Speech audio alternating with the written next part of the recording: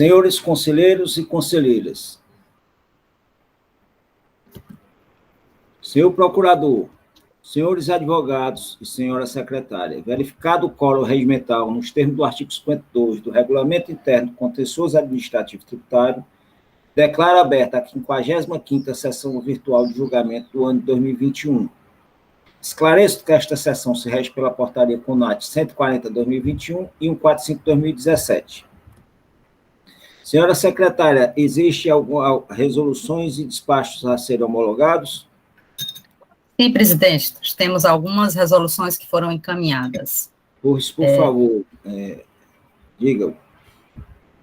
Presidente, as resoluções são referentes aos processos de números 892/18, Nossa Refrigerantes, encaminhada pelo conselheiro Osmar Celestino. Também foram encaminhadas 2 resoluções pela conselheira Dalcília Bruno, processo de número 14743/2018, USN, e 4085/2018, Linda Pneus. 3 resoluções também encaminhadas pela conselheira Francileide Cavalcante, referente aos processos de números 13294/18, BS Indústria, Comércio e Exportação, processo 16143/18, LIO Comércio de Derivados de Petróleo, e 3578/2019, da Fonte. São essas as resoluções entregues, presidente. Foram remetidas alguma sugestão de alteração? Nenhuma sugestão, presidente. Então estão homologados. Senhores conselheiros, lembrando sempre que tenham cuidado com a ementa e o demonstrativo do crédito tributário. Certo? Senhor presidente, eu pedi a Paula só para repetir o número das 2 que eu passei, para comparar aqui, por favor. Por favor. Resolução referente aos processos de números 14743/2018 e 14085/2018. Já que você leu com o iniciando 1, aí eu só salvei com o 40. Estava procurando aqui, mas é o mesmo, que você cita o número 1 antes. Né? Ok. Presidente, também foi disponibilizada a ata de julgamento, viu? Foi, né? Já.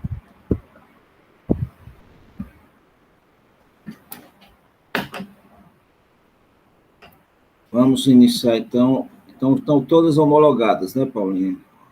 Vamos os nossos julgamentos de hoje. E aí, eu perguntar aos senhores também sobre a ata da 54ª sessão virtual de julgamento do dia 14. Os senhores leram e aprovaram? Lida e aprovada. Lida e aprovada, senhor presidente. Lida e aprovada. Bom, então que conste aí que foi lida e aprovada. Então vamos para o nosso primeiro processo de hoje.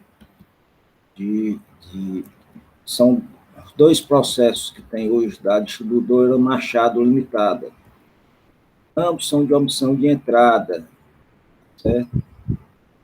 Processo 15756/2018, auto-infração 2018-11494. Também como recorrente, a distribuidora Machado Limitada, recorrido célula de julgamento. O outro é 15222/2018, auto-infração 2018-11489. Também omissão de entrada, certo? Contém como recorrente distribuidora Machado e recorrido célula de julgamento. Ambos foram julgados procedentes, a assessoria se manifesta pela procedência. Eu indago a conselheira relatora se podemos julgar os processos em conjunto. Sim? Sim. Doutor Clisman, podemos julgar em conjunto? Boa tarde, senhor presidente. De acordo. Doutor Rafael. Sem oposição, presidente, é o julgamento em conjunto. Com a palavra a conselheira relatora, doutora Ivete, para proceder o relato dos autos e vamos fazer o julgamento em conjunto. Doutora Ivete. Boa tarde, caros colegas, né? Boa tarde a todos, boa tarde a doutor Rafael, ao advogado da parte, né? Doutor Clisman. E a todos os colegas aqui, vamos iniciar mais uma pauta, né? Esse primeiro processo, ele se refere, na verdade, eu vou relatar como o presidente já mencionou, sobre dois primeiros processos, onde trata da mesma matéria. A infração se refere à omissão de entrada, que foi constatada no exercício de 2015, esse primeiro auto, enquanto que o segundo auto é de 2014. O de exercício 2015, assim como no segundo, ele diz que a autuação se baseou no levantamento de estoque, né, a metodologia conhecida como levantamento de estoque de mercadorias. Foi apurado uma diferença, onde as saídas foram superiores às entradas, né, e essa diferença, ela corresponde a produtos sujeitos à substituição tributária. Em função disso, o auditor fiscal fez o lançamento do imposto, né, uma vez que, como as operações seriam tributadas na entrada, o imposto não foi pago, cobrou o ICMS e cobrou a multa, o ICMS com alíquota de 17%, e a multa específica de 30% com a redação dada pela nova lei, mas que seria a multa de 30%, né, sobre uma base de cálculo de R$ 141.210,80, aqui desse auto de infração. A empresa autuada se defende, né, as folhas 27 e 38, eu não vou relatar sobre os argumentos da defesa, porque são os mesmos do recurso, para não ficar repetitivo, e na oportunidade, ela também anexa uma cópia de um termo de acordo, de número 253/2018, as folhas 43 e 48. No julgamento de primeira instância, a decisão foi de procedência e não foi acatado os argumentos. A julgadora entendeu que o argumento relacionado à ausência de relatórios, onde a parte cita uma norma de execução número 01/2002, ele entende que a autuação está embasada com os relatórios que são pertinentes, né, a essa metodologia. Inclusive, foi entregue um CD com todas as informações necessárias à sua defesa. A julgadora também diz que, com relação ao questionamento da alíquota aplicada, que a parte trouxe em sua defesa, né, que eu vou me deter mais aí nas razões recursais, ela entende que também não se aplica a carga líquida, né, de que trata o decreto 29.560, pois as operações, as compras foram efetuadas sem documentos. E estando sem documentos, não é possível identificar a sua origem e aplica para fins de aplicação da carga líquida, né? E aí conclui de que houve, sim, foi evidenciada, né, a infração de omissão de entrada, evidenciada nas vendas, que as vendas que foram praticadas pela empresa foram superiores às aquisições e o estoque inicial, né? Então, isso já configura a infração e não acata nenhum dos argumentos. A empresa vem em sede de recurso ordinário, né, e traz os mesmos argumentos trazidos na impugnação. Primeiro ponto, ela fala da questão da exigência que pede para que seja afastada, fala sobre a inexigibilidade de custos no processo administrativo, a gratuidade do direito de petição, que deve ser afastada a exigência da taxa prevista na Lei 15.838 de 2015. Ela traz como um dos argumentos. O segundo ponto é a questão da norma de execução, que já foi falada na sua defesa, mas ela realmente cita o inciso 1, artigo 1º, dessa norma de execução 01/2002, onde esse artigo determina que no processo administrativo tributário sejam anexadas as 3 primeiras e as 3 últimas folhas dos relatórios gerados. Então, ela defende que o fato de não ter cumprido com esse procedimento de anexar as 3 primeiras folhas, primeiras e últimas folhas dos relatórios, mitigou o seu direito de defesa e pede a nulidade. E aí, adentra no mérito. No mérito, ela alega que o ICMS foi indevidamente apurado, uma vez que a empresa, que o agente fiscal desconsiderou o regime fiscal do contribuinte, pois enquanto detentor de regime especial de tributação, a alíquota aplicável deveria variar de acordo com a mercadoria e o estado de origem. E aí, para fundamentar sua tese, ela apresenta demonstrativos onde ela identifica que naquele exercício que foi autuado, identifica os percentuais em que se originaram, de onde veio essas aquisições, se foi em operações internas, Norte e Nordeste, e aí identifica esses percentuais para chegar a um valor que ela entende como devido do ICMS, como seria aplicando aquela carga líquida de acordo com a origem. Então, diante desse argumento, ela faz esse demonstrativo, identificando as folhas 62, que do valor que foi constatado como omissão de compras, deveria se considerar, em termos proporcionais, o que era de operação interna e o que era de operação interestadual, e aplicar a carga líquida cabível na forma prevista no decreto 29.560/2008. E aí, ela chega a um valor diferente do indicado no auto de infração.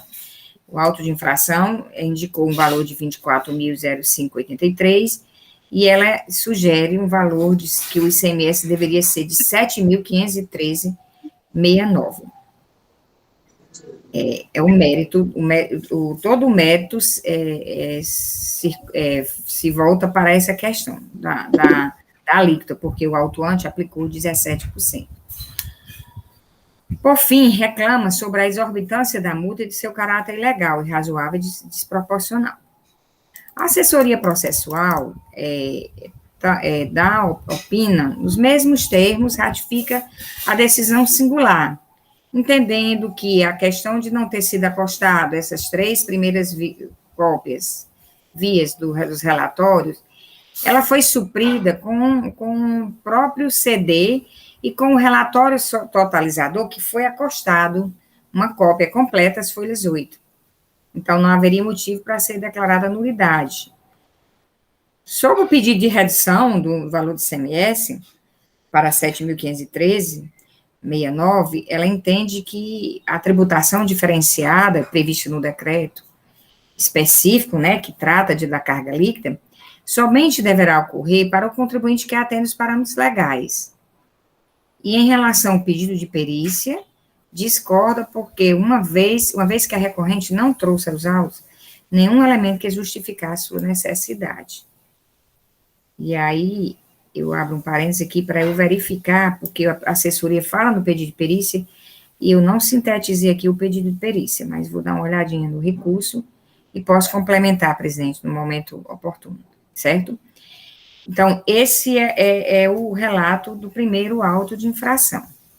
O segundo auto de infração são os mesmos fatos, a mesma metodologia, a diferença é que o valor do imposto e da multa é um pouco menor, 18.579, se refere ao exercício 2014, a redução que ela pede, nos mesmos moldes do primeiro processo, também se volta para a aplicação da carga líquida. E aí ela faz os mesmos cálculos e encontra um valor de ICMS de R$ 5.037,06. No recurso, o recurso também seria as mesmas razões, todas que já foram ditas anteriormente, e que, por ocasião eu posso repetir melhor, e a parte está aqui, para esclarecer. Então, as razões recursais são as mesmas, onde fala da taxa nulidade por ausência de cópias de relatórios, exorbitância da multa e, no mérito, a questão da carga líquida, os mesmos fatos. Então, são esses, esse o relato, presidente, e vou concluir, e vou olhar se no recurso tem um pedido de perícia, já que a assessoria processual fala nesse indeferimento. Concluído. Obrigado, doutor Ivete. Com a palavra, doutor Rafael. Presidente, secretária, conselheiros, nobre patrão da recorrente, meus cumprimentos a todos. Presidente, os dois autos de infração, de fato, como já muito bem relatado pela conselheira relatora, são de omissão de entradas. Um no ano de 2014 e o outro no ano de 2015. A metodologia adotada foi o levantamento quantitativo de estoque, em razão da sistemática a que está sujeita as operações praticadas pelo autuado. As mercadorias são as operações todas sujeitas à substituição tributária pelas entradas. Além da multa, foi cobrado também um imposto, né? Então, em ambos os autos, o recorrente foi acusado de adquirir mercadorias sem documentação fiscal. Presunção essa que foi adotada a partir da sistemática de levantamento de estoque, em que são analisados os inventários inicial, final, da recorrente, né, de acordo com a circulação física das mercadorias, dos produtos, de acordo com os códigos, por ela escriturados.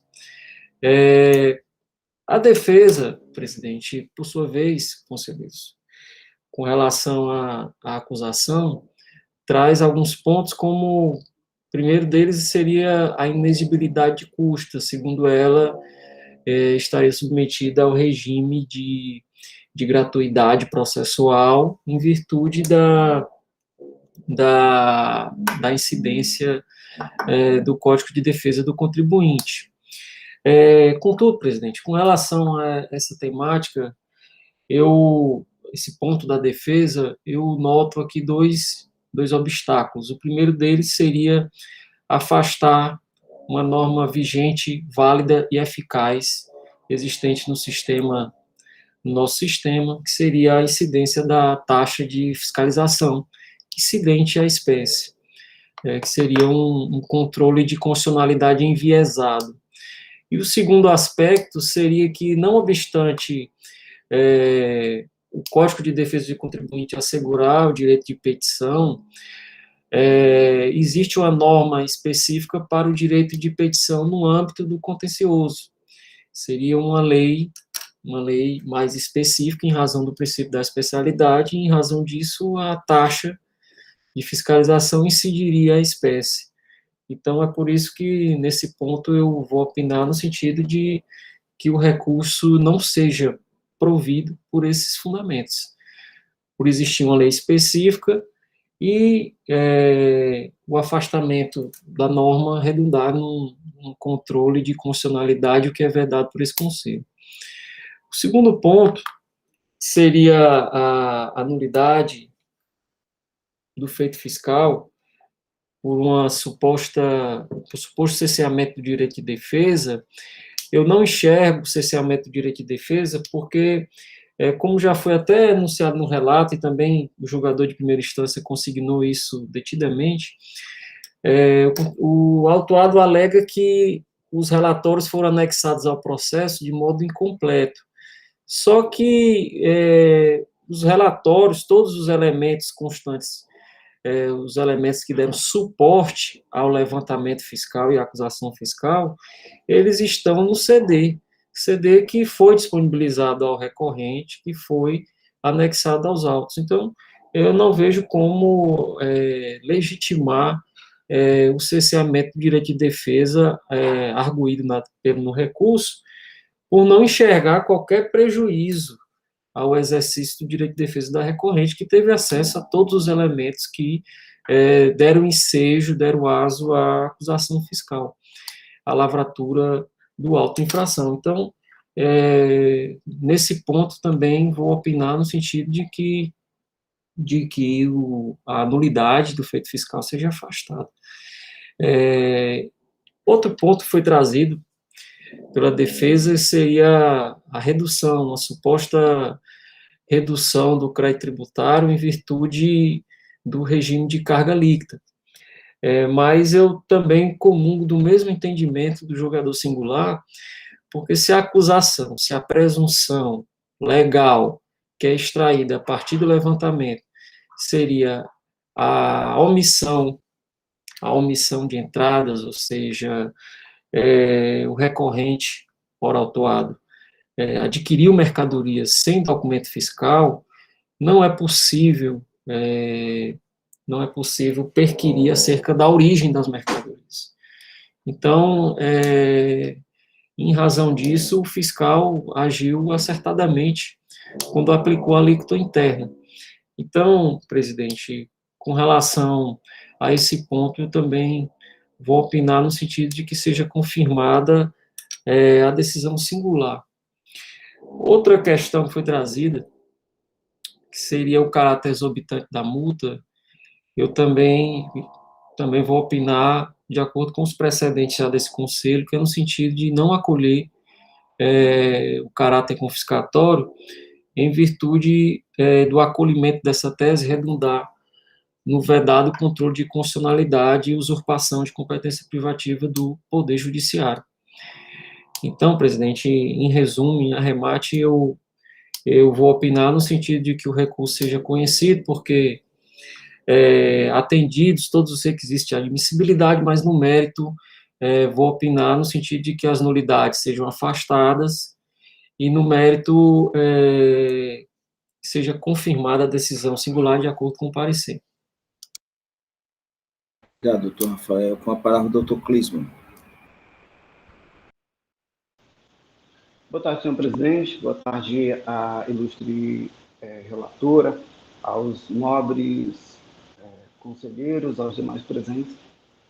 Queria, de antemão, agradecer pela imensa e valiosa oportunidade de sempre poder retornar ao contencioso, é uma casa onde nós trazemos discussões técnicas, onde nós podemos perseguir o ideal de justiça fiscal. E é sempre muito bom aduzir razões em direito tributário a um corpo técnico que compreende a matéria que a gente traz em defesa. Indo direto para as razões orais em defesa do meu cliente, eu chamo a atenção para a atividade empresarial a que ele se dedica. Nós estamos falando de uma empresa que se dedica à distribuição de alimentos, um comércio atacadista de produtos de alimentos. No formal, ela é comércio atacadista de produtos alimentícios em geral, e tem como um quinais secundário comércio atacadista de cereais e leguminosos beneficiados. Ou seja, nós estamos falando de alguém que vende alimento. Os alimentos, eles estão no estado do Ceará, a grande maioria, a grande massa desses alimentos, eles estão sujeitos a um regime de tributação específico, que é uma norma cogente, que não se trata de um benefício fiscal específico, mas é a tributação específica disponibilizada para aqueles produtos. Nós mencionamos, por exemplo, arroz, leite, óleo de soja, enfim, alimentos de primeira necessidade, que são consumidos por toda a população em geral. Esses alimentos, eles estão compreendidos no rol de alimentos sujeitos à cesta básica, à tributação pela cesta básica. No cenário de hoje, a gente tem uma redução de 61,11% em cima desses alimentos, de modo que eles fiquem com a tributação de 7%, né, a alíquota de 7%. Feita essa introdução, mencionando acerca da atividade do objeto empresarial do meu cliente, eu chamo a atenção para um fato, um argumento, na verdade. A decisão de primeiro grau, ela aponta que existe uma impossibilidade de comprovar a origem. Isso foi mencionado na leitura do parecer da ilustre relatora, conselheira relatora. Na verdade, não é impossível identificar quais são as alíquotas aplicáveis, quais são as origens desses produtos. Sobre o levantamento de estoque, sobre essa metodologia de auditoria fiscal, Eu menciono com fundamento no regulamento do ICMS, no artigo 827, né, vou fazer a leitura literal do artigo para melhor evidenciar. O movimento real tributável, realizado pelo estabelecimento em determinado período, poderá ser apurado através do levantamento fiscal e contábil, em que serão considerados os valores de entradas e saídas de mercadorias, os dos estoques inicial e final, as despesas, outros gastos, outras receitas e lucros do estabelecimento, inclusive o levantamento unitário com a identificação das mercadorias e outros elementos informativos. Passando para o parágrafo 1º, nós temos a seguinte redação. Na apuração do movimento real tributável, poderão ser aplicados coeficientes médios de lucro bruto ou valor agregado e de preços unitários, levando-se em conta em consideração a atividade econômica do contribuinte. Para a aplicação do SLE, do Sistema de Levantamento de Estoques, o próprio regulamento ele impõe ao auditor que deva levar em conta a atividade econômica do contribuinte. Partindo mais adiante, eu vou para o parágrafo 4º, que ele menciona o seguinte: em caso de impossibilidade de detectar-se as alíquotas específicas aplicáveis às operações e prestações de entradas, como é o caso, e saídas, poderá ser aplicada a média de alíquotas dos produtos, mercadorias e serviços analisados. No meio da minha sustentação, eu faço uma pergunta. Qual é o fundamento legal que se utiliza para afastar a tributação específica do segmento econômico a que se dedica o contribuinte? Eu desconheço. A norma do regulamento, do regulamento, ela é coagente, tanto quanto é coagente e é obrigatória a norma prevista no decreto 29.560. Tanto é verdade que se o meu cliente ele pagasse 17% e não pagasse a carga líquida, ele estaria passível de ser multado também, ou seja, ele não teria adimplido a obrigação tributária. Eu faço uma menção e, na verdade, eu faço um cotejo aos próprios itens apontados pelo ilustre auditor que fez o trabalho de levantamento de estoques. Foi fartamente defendido para que não se dê provimento ao nosso recurso, que não se tem como saber quais são as origens desses produtos, quais são as alíquotas aplicáveis, mas de uma análise perfunctória. Na planilha que o auditor apontou, eu tenho um único item que consome, que responde, na verdade, por grande parte da parcela de produtos omitidos, que é arroz, por exemplo. E nós sabemos que o arroz está na lista de produtos sujeitos à redução de base de cálculo por ser produto de cesta básica, e isso em 2014. O item arroz, ele responde do todo de omissões por R$ 73.012. Eu passo em seguida para açúcar, que também se aplica o mesmo tratamento tributário, que tem base, que foi base para omissões em R$ 2.208.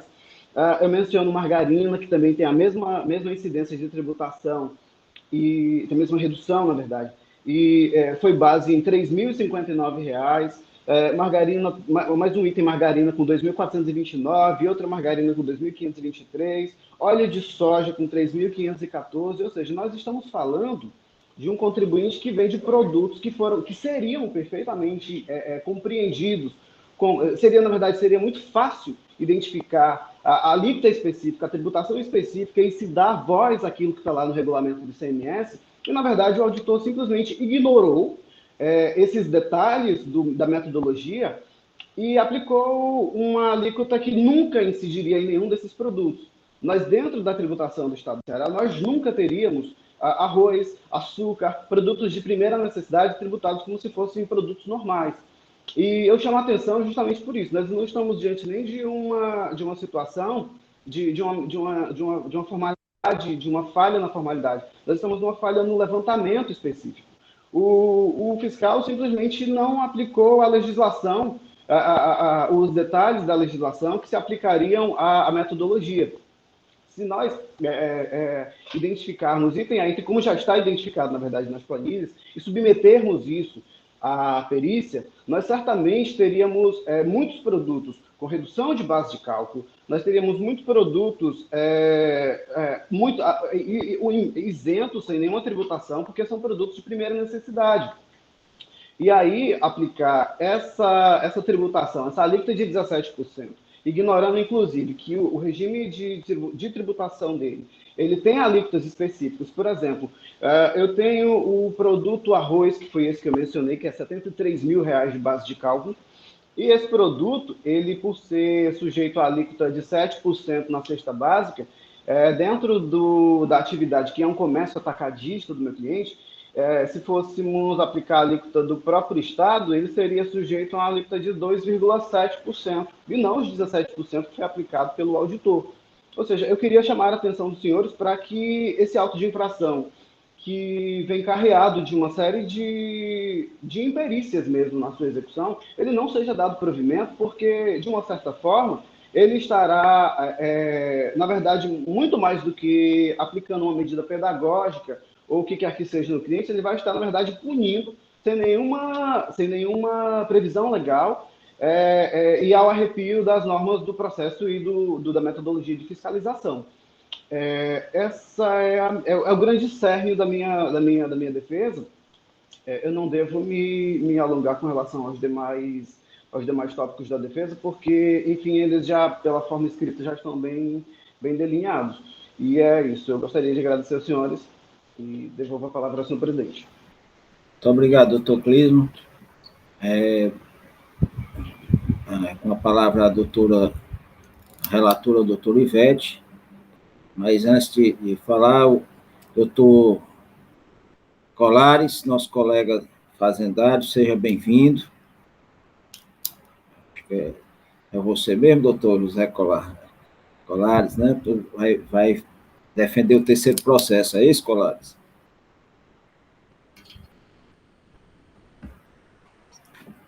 Isso, contigo. Seja bem-vindo e daqui a pouco nós estaremos no seu. Doutora Ivete. Bom, nós estamos diante aqui de algumas questões, né, para serem enfrentadas, e a Procuradoria, eu me acosto ao parecer da Procuradoria nos pontos iniciais, né, que no mérito eu acho que a discussão, eu vou entrar numa discussão mais detalhada, mas assim, com relação à taxa, assim como a Procuradoria, eu entendo que tem a lei específica, e mesmo que a parte venha defender que há um conflito entre uma lei complementar e a lei, né, das taxas, isso exigiria uma análise da constitucionalidade, que não é o papel do julgador administrativo.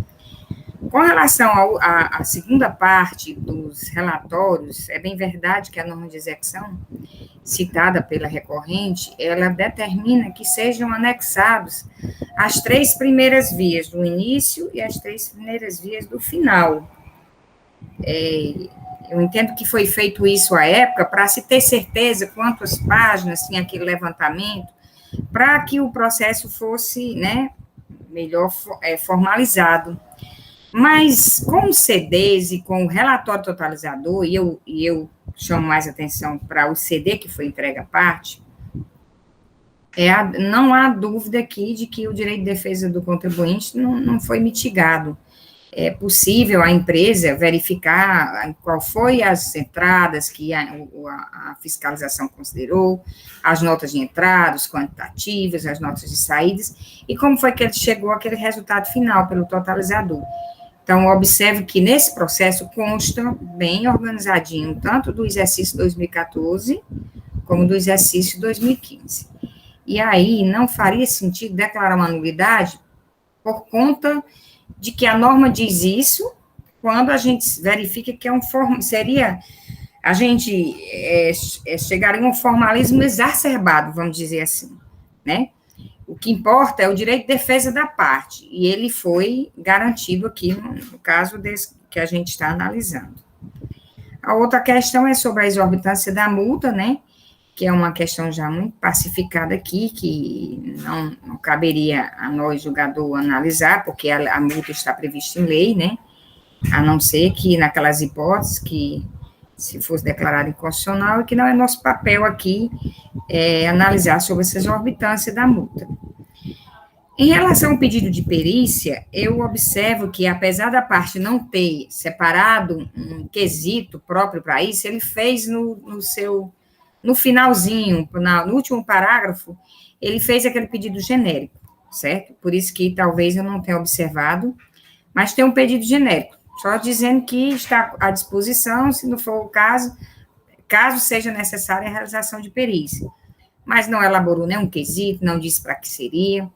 Então, mas está lá um pedido, talvez por isso que a assessoria, né, já opinou no sentido de indeferir. E eu também aqui entendo que não tem como fazer uma perícia baseado nos argumentos da parte. Só nesses argumentos, só nesse pedido genérico, vamos dizer assim. E aí, eu acho que a questão se volta, o cerne da questão se volta, até o advogado doutor Clisman, eu observei que ele se voltou só para a questão de mérito, né, no tocante ao tratamento diferenciado que a empresa tem, né, e que a empresa diz o seguinte, olha, eu tenho uma sistemática diferenciada, tem previsão em lei, né, o decreto-lei, no decreto 29.560, inclusive tem um termo de acordo, e anexa esse termo de acordo, que está aí, anexa quem quiser dar uma olhadinha, está aí na defesa, tem uma cópia do termo de acordo de número 253 de 2018, certo? Nesse termo de acordo, está lá as alíquotas especificadas de acordo com a origem da mercadoria. Que seria isso?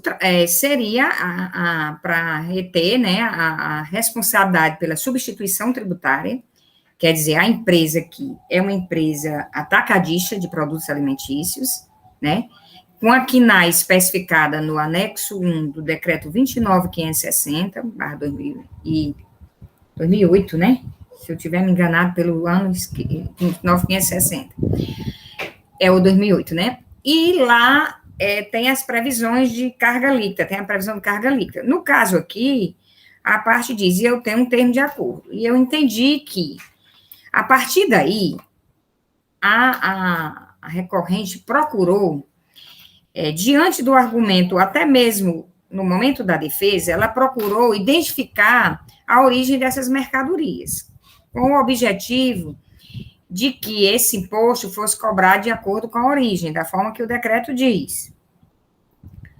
O julgador, por sua vez, realmente o argumento no sentido de afastar foi que não era, porque estava sem nota, não era possível saber a origem, do jeito que a parte acabou de mencionar. E, por conta disso, não deveria ser aplicada a alíquota interna, certo? A parte vem e diz assim, não, é possível, sim, identificar a origem da mercadoria. E aí usou a técnica, vamos dizer, da proporcionalidade, e isso ele fez bem feitinho, procurou identificar, naquele exercício fiscalizado, quantos por cento foi operações internas, as aquisições, são de tantos por cento das aquisições é interno, tantos por cento é interestadual, chegando ao final, com base nessa proporcionalidade, a dizer, olha, das operações que o autuante disse que eu omiti, deveria ser cobrado a carga líquida de tanto para operações internas, e a carga líquida, e aí ele descreve no demonstrativo, que eu não estou dizendo os percentuais, que eu quero só mais assim, situar e depois a gente olha os percentuais. Mas o objetivo da parte é dizer que ele teria direito a essa redução, essa carga líquida, e que é possível fazer isso fazendo proporcionalmente uma análise de suas aquisições em cada exercício fiscalizado. Em 2014, ele fez a mesma coisa, chegando, claro, a um valor diferente da autuação, que reduz substancialmente. Vamos dizer, no primeiro auto, como o autuante aplicou 17%, o ICMS foi 24 mil e uns quebrados. E no segundo auto, aplicando, aí reduz para 7 mil, né? 7 mil e também mais alguma coisa.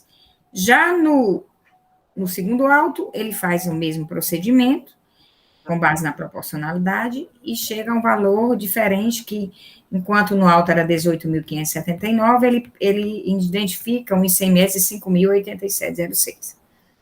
Então, assim, eu achei bem interessante a lógica da parte, a tentativa de mostrar que é possível, só que eu não encontro o que é que eu posso dizer. Eu não vou dizer, como o julgador singular disse, que não era possível a origem, porque realmente, quando não se sabe a origem, é possível você adotar critérios, fazer arbitramento com base em critérios que sejam compatíveis com aquela atividade econômica, né?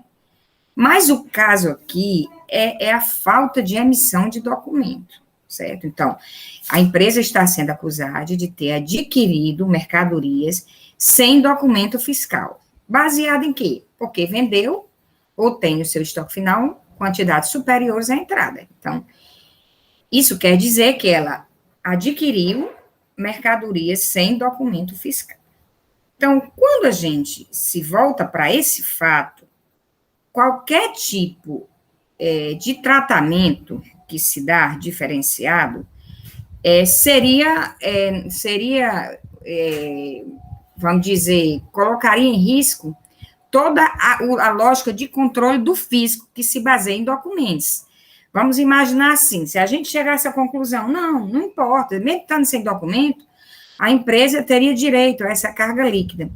Isso incentivaria totalmente a empresa a continuar adquirindo sem documento fiscal, o que seria um ciclo vicioso que eu acredito que o legislador jamais iria querer colocar, assim, dar essa liberdade de se aplicar um tratamento diferenciado para aquisições sem documento, que é o caso aqui que a gente analisando. Então, pode a parte dizer, isso não é um benefício. Ao meu ver, quando se tem um tratamento diferenciado para um segmento econômico com carga líquida, ele, a meu ver, ele é um benefício fiscal. E o próprio termo de acordo que a empresa tem, ele dá a entender que toda aquela aplicação da carga líquida prevista no termo de acordo, em nenhum momento ele se baseia na presunção de que as operações estão acobertadas de documento fiscal. Então, assim, não vou dizer aqui, concluindo, que o fato é não identificar a origem, não é. O fato, a meu ver, é que uma operação desacobertada de documento fiscal, ela tem que ser aplicada à alíquota interna mesmo, porque, como ela não tinha documento, mesmo não é a questão, como eu estou dizendo, da identificação da origem, é porque o tratamento diferenciado eu vejo como um benefício e, assim sendo, a nossa legislação, ela deixa bem claro que não se aplica os benefícios fiscais previstos no regulamento, e quando ela trata de benefícios fiscais, ela trata, a meu ver, o legislador, num sentido amplo, certo? Não é no restrito da especificidade de cada benefício, mas os benefícios fiscais previstos no regulamento, eles só deve ser aplicado para as operações que estão acobertadas de documentos fiscais. É o que diz o artigo 899 do nosso decreto. Os benefícios fiscais previstos nesse decreto, sem prejuízo das condições específicas, somente serão efetivadas se as operações e prestações estiverem acobertadas da documentação fiscal pertinente. Então, esse é um ponto, é o fundamento que eu vejo. E, fora isso, é a própria importância da obrigação acessória de documento fiscal, certo? Então, eu não posso realmente aplicar nenhum tipo de tratamento diferenciado a uma operação que está desacobertada do documento, só pena de estar incentivando esse tipo de conduta, certo? Então, assim, discordo da aplicação, mas apesar de concordar que a linha de raciocínio, a tentativa da recorrente, ele fez uma lógica que realmente é bem interessante, mas discordo sobre esse prisma, certo? Então, o cerne da questão, presidente, a meu ver, vai se voltar muito para isso. Aí eu tenho aqui o termo de acordo, tenho os demonstrativos, se a gente quiser olhar, se alguém pensar diferente, a gente pode adentrar os demonstrativos que a parte trouxe na tentativa de calcular quais eram a origem das mercadorias e que a alíquota seria aplicada. Mas eu acho que é bom a gente, né, enfrentar a questão em si para poder se aprofundar mais nesses detalhes, se for preciso, se for necessário. Ok, doutor Ivete. Nós vamos, então, doutor Ivete, antes de adentrar mérito, propriamente dito, nós temos que afastar primeiro as nulidades.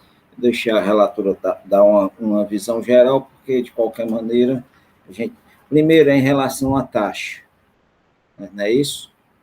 A empresa alega que... Sobre a taxa, o que é que a empresa requer, doutora relatora? Na verdade, ela não quer que seja cobrada, ela quer a gratuidade, né? É porque está sem áudio, conselheiro. Desculpa.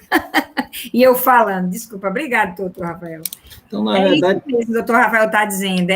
Ela diz assim, olha, tem uma lei ordinária, que é a lei ordinária aí é a que trata do código, né, do contribuinte, né? Não é isso, doutor Rafael? Tem a lei ordinária... Código de defesa do contribuinte. Código de defesa do contribuinte, que diz que é gratuito, né, o direito de defesa. E tem a lei específica, que é uma lei, né, que não fica na mesma hierarquia de uma lei ordinária, que exige essa cobrança. Então, assim, ela quer que não se cobre baseado nesses conflitos de norma. E, a meu ver, eu já disse que a opinião é como a Procuradoria entendeu, né, que caberia aí uma análise de constitucionalidade, que a gente não tem. Quer perguntar alguma coisa, Augusto? Não, era só para saber, realmente essa análise, o Conselho tem competência para analisar, a sua opinião? Não, como eu já dito, né, eu me acostei ao parecer da Procuradoria no mesmo sentido, de que não teria o julgador administrativo competência para essa análise, uma vez que requer, né, o controle da constitucionalidade dessa norma. Bom, então... Em relação à taxa, alguém quer se manifestar? Bom. Senhor presidente, essa questão da taxa, e a gente, quando identifica que não tem competência, seria o caso de colocar, eu me indagando assim, refletindo, seria o caso de colocar a votação, algo que a gente já de antemão reconhece não ter competência, porque ao votar a gente está de alguma forma analisando a questão que a gente mesmo está reconhecendo não ter competência. Não seria o caso de declarar a não competência do que pôr em votação? Ok, vamos escutar só o que é o doutor Clisman. Doutor Clisman. Obrigado, senhor presidente. Na verdade, nós não nem trazemos a discussão a questão constitucional, se fere o artigo 5º da Constituição. Nós colocamos duas normas do Estado que têm o mesmo conteúdo, que tratam da mesma matéria e que elas são conflitantes. Não chega necessariamente a questão de um conflito de se suscitar uma matéria constitucional, certo? Só isso. Ok. Mas, mesmo assim, eu vejo que é uma competência do judiciário, quando há conflito entre normas, de igual hierarquia que seja, cabe ao judiciário dizer e declarar esse conflito, não aqui na esfera administrativa. Só perguntar aos senhores, os senhores tratam aqui de taxa ou estão tratando do imposto, do ICMS, do auto-infração? Essa é uma pergunta que eu faço, porque me parece, tá certo, que não é matéria mas como o contribuinte traz isso, tá certo? Não custa nada os conselheiros dizer, eu entendo que não é competência deste conselho, ou eu entendo que e dizer que não deve ser. Eu, particularmente, tá certo? A Procuradoria traz com bem tranquilidade isso. A empresa trouxe isso em sede de recurso, tá certo? A mesma coisa do caráter inconstitucional da norma, senhores. Os senhores não têm competência, mas sempre analisam e dizem, certo? Doutor Clisman. Senhor presidente, para a gente não complicar muito, eu gostaria de pedir a retirada da discussão nessa matéria, porque caso o meu cliente ele pretenda alguma coisa nesse sentido, a gente tem jurisprudência no TJ já julgado pelo Pleno, reconhecendo a inconstitucionalidade, então até para não criar muito delongas mesmo na nossa sessão, eu queria pedir para esse argumento específico da taxa ser tirado de análise, se for possível. Bom, é possível, sim, doutor Clisman. Ana Paula, que consta que a parte retirou o argumento sobre sobre a taxa cobrada em sede de recurso, para ambos os processos, viu? Senhor presidente, aproveitando o ensejo, a questão da multa é inconstitucional também, se for possível. Também. Em relação também ao caráter confiscatório também da multa foi retirado. Então, doutor Ivete, nos parece que só tem cerceamento ao direito de defesa, tá certo? E o mérito. Tá certo? O pedido de perícia, doutor Clisman, você quer elaborar um pedido agora, no momento? Porque veio muito genérico também Então, aproveitando o ensejo, eu gostaria de que fosse feita uma perícia para evidenciar, dentre os itens do levantamento de estoque que foram tributados com 17%, aqueles sobre os quais, ainda que fossem tributados com 17%, teriam a redução de base de cálculo da cesta básica. Eu queria que fosse evidenciado na perícia essa diferença, né? Foi tributado com 17%, mas na verdade teria reduções de 61%, de 61% e 33%. Certo. Pode ser, né, presidente? Ele está elaborando agora. Pode sim. Só que eu sempre, quando a parte pede isso em sessão, a gente abre para a Procuradoria, o que a parte está pedindo aqui é que não é em relação ao termo de acordo, ele quer que verifique se os produtos relacionados, ele deu o exemplo de arroz, deu o exemplo de óleo, tá certo? Qual é a alíquota aplicável mesmo, se seria com redução de base de cálculo, de acordo com a legislação do Estado. Essa é o que eu entendi que o doutor Clisman pediu, tá certo? O doutor Rafael vai se posicionar sobre esse pedido, doutor? Presidente, eu vejo que há uma questão prejudicial a essa perícia, né? Porque a gente só poderia caminhar para a perícia se, primeiramente, o recorrente fosse vencedor na tese dele, que foi até exposta pela conselheira Ivete, que seria na questão de superar o fato de essas operações não serem acobertadas por documento fiscal. Caso essa Câmara supere esse entendimento, aí sim seria uma consequência natural para a perícia para apurar, de fato, liquidar o valor do crédito tributário segundo a tese da recorrente. Então, é por isso que eu vou, no momento, presidente, reiterar mesmo o que eu já me pronunciei na minha sustentação, que seria em consonância com o julgamento singular, que seria no sentido de afastar essa tese que foi trazida pela recorrente. Ok, doutor Rafael. Bom, senhores conselheiros, então, já está, a parte não tinha trazido isso em recurso, mas trouxe agora em sessão, complementando o pedido dele, e aí cabe aí, vamos tratar, primeiro, Ivete, antes de tratar sobre esse pedido de perícia, eu queria tratar da nulidade trazida pela empresa. Se vai acatar ou não vai, e a gente tem que primeiro afastar para poder tratar do pedido de perícia, em seguida do mérito propriamente. Doutora... Bom, a nulidade, pode falar, né? Pode sim. A nulidade que a parte traz é baseada na norma de execução, né? A norma de execução 2002, 03/2002, espera aí.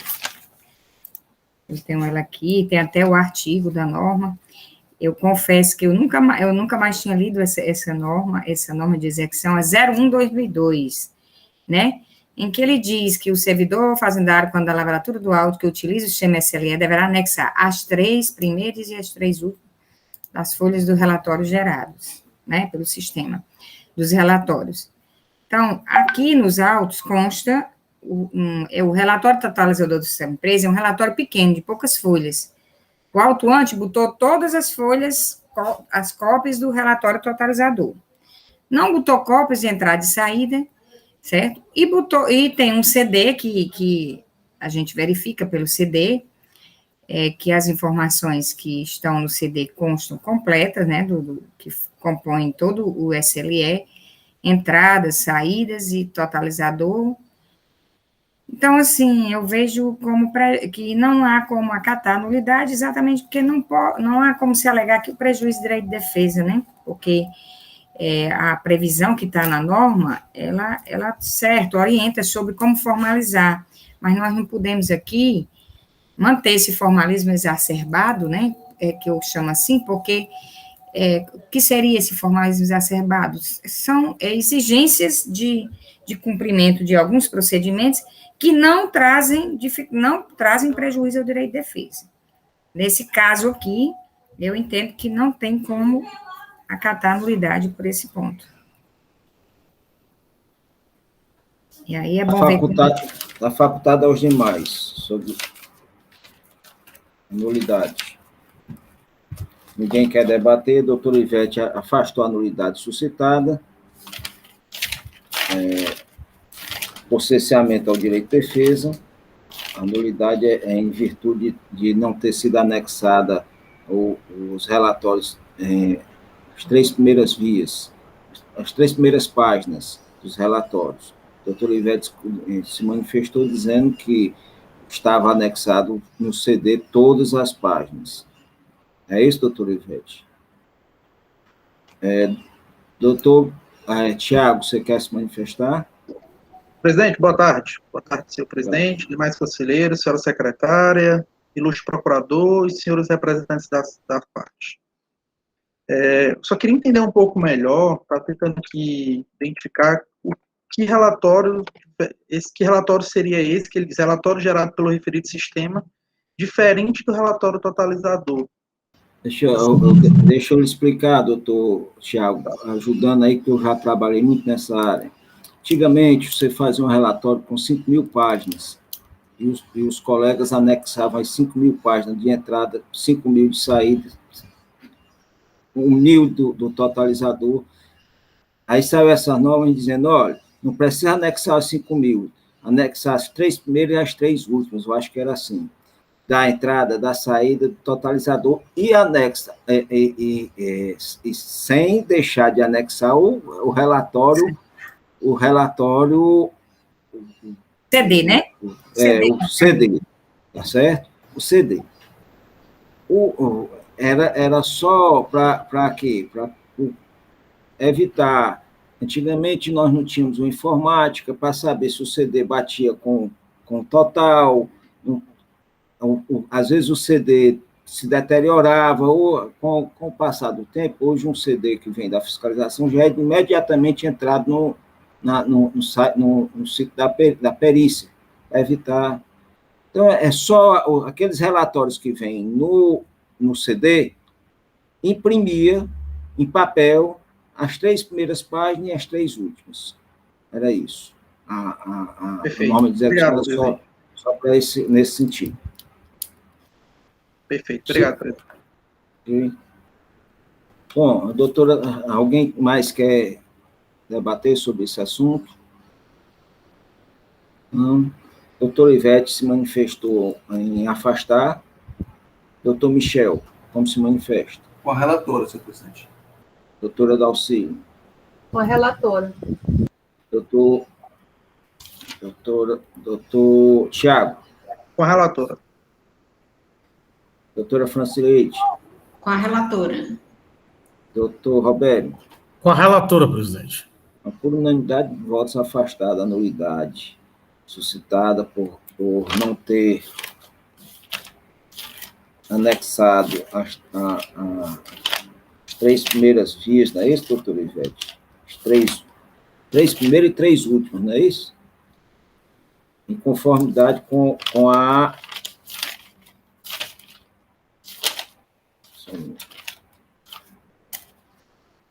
Você me disse agora. Questão normativa 03 de 2002, não é isso? É 01 de 2002, né? 01 de 2002, não é isso? 01/2002, presidente. É isso Pronto. mesmo. Em conformidade com a Instrução Normativa 01 de 2002. Os conselheiros entendem que o CD vem com todas as páginas dos relatórios, não havendo nenhum cesseamento ao direito de defesa, portanto, não sendo cabível essa nulidade. Nos resta aí, doutor, agora um pedido de perícia, no qual a empresa solicita que seja remetido para a perícia para verificar os produtos e a alíquota cabível para cada um. Aí o doutor Ivete se manifesta, depois eu passo para os demais. Eu entendo que primeiro a gente deve, antes de ir para o pedido de perícia, acho que a gente tem que primeiro, né, sintonizar aqui as discussões com relação à tese da defesa trazida, para depois a gente ir para o pedido de perícia, porque uma coisa está vinculada à outra, certo?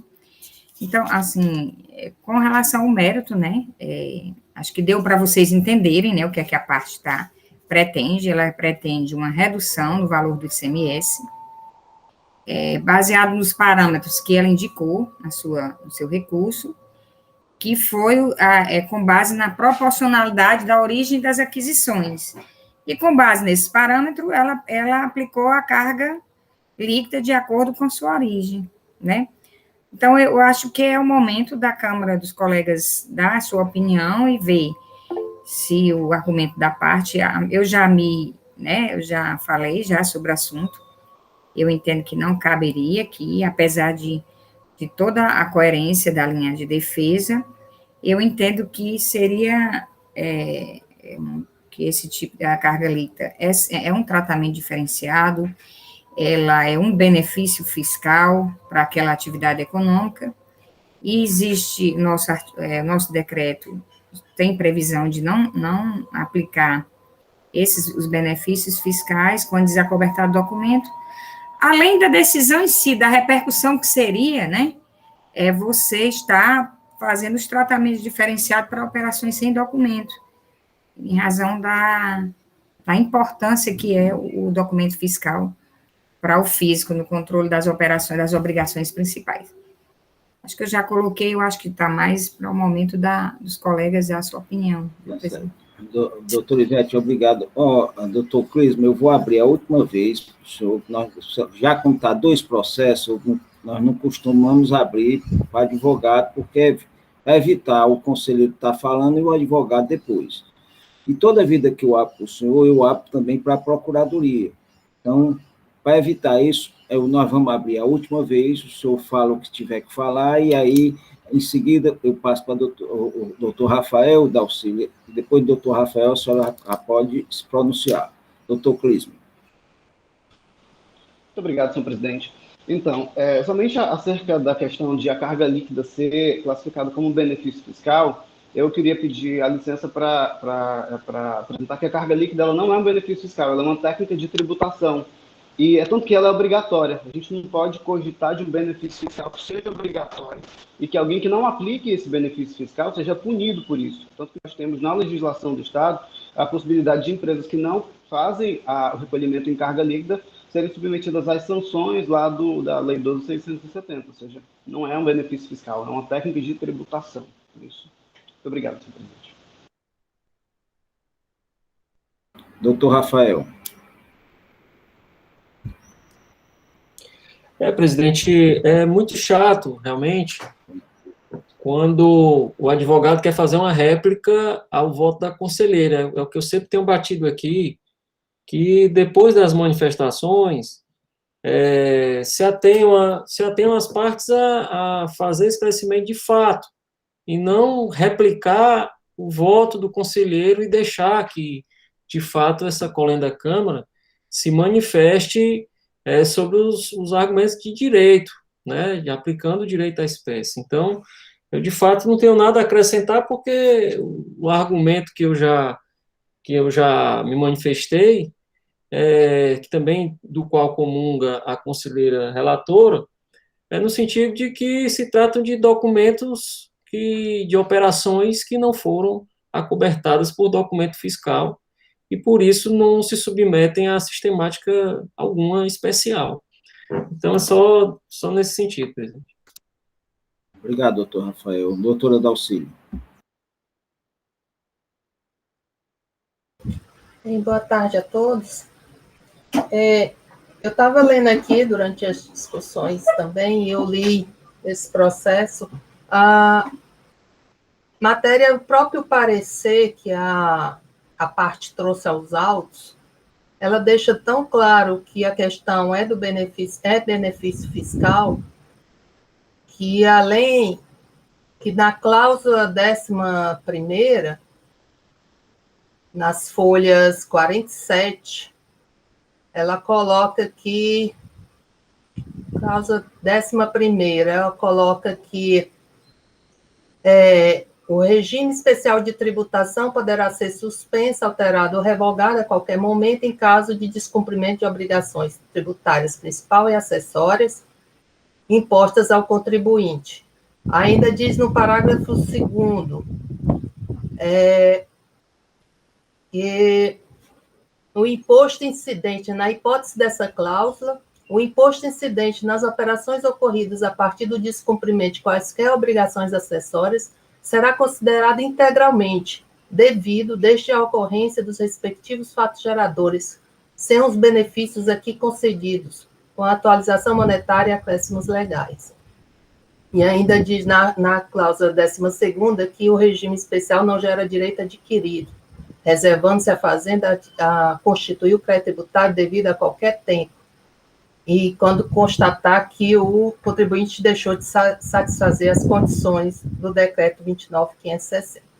Então, assim, além desse acordo aqui, termo de acordo que a empresa trouxe, ainda tem os efeitos à validade de janeiro de 2018 a dezembro de 2018.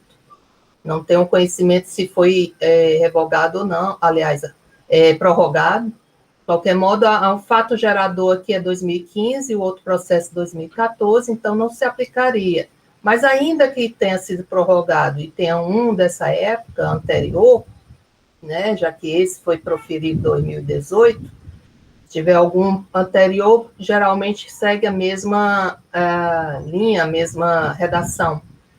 Então, é só para destacar aqui que, além do artigo 889 citado pela conselheira Ivete, que deixa bem claro que é benefício fiscal, tudo aquilo também que reduz o montante devido.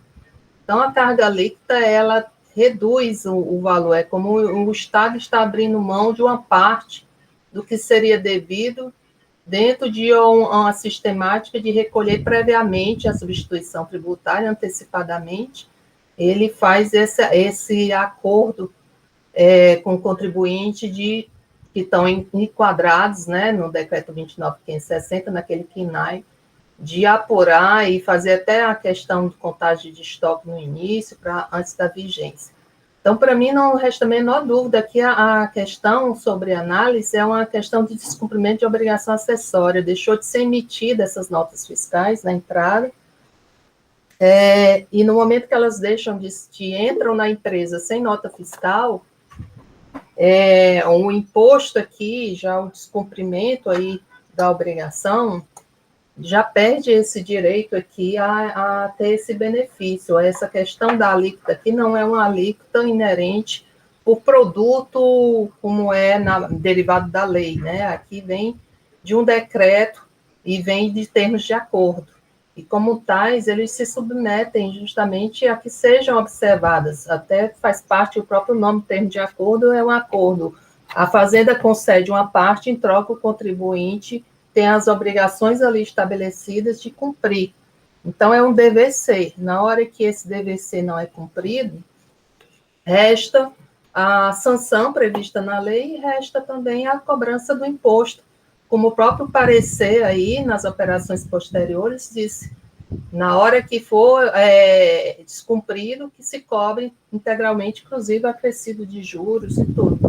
Então, senhor presidente, manifestar que realmente, nesse caso, eu não vejo como sentido em mandar para a perícia, porque, como bem falou a conselheira relatora, acho que a gente tem que primeiro definir aqui se no mérito ela teria esse direito a essa aplicação, ainda que não haja um documento fiscal indicando a origem, o destino, além desse aspecto mencionado. É a questão também de ela ter perdido na hora que não há um documento que dê suporte a essas operações. Então, a rigor, o levantamento mostra que aquele arroz, aquele açúcar, teve no final do período fiscalizado uma diferença apurada, mas nem sequer há como identificar de onde veio, se é operação interna, interestadual, e fazer isso por presunção, eu acho que também não cabe. Então, é só isso, senhor presidente. Obrigado, doutora Dalcília. Doutor Tiago.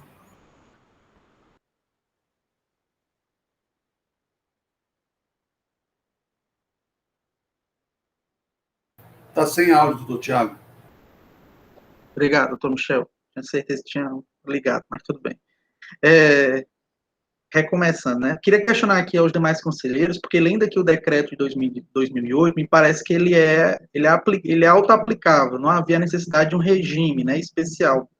E consta lá nos autos, na existência de um termo de acordo vigente em 2018, que é um período não objeto do auto de infração. E a minha dúvida é se no período objeto dos autos, né, 2014, 2015, havia necessidade de um termo de acordo para a vigência do decreto, ou ele era auto-aplicável. As empresas que tivessem no KINAI indicado lá no Nexo 1, que me parece que é o caso aqui, né, se estariam obrigatoriamente sujeitos à sistemática da carga líquida. Se alguém puder dar esse esclarecimento.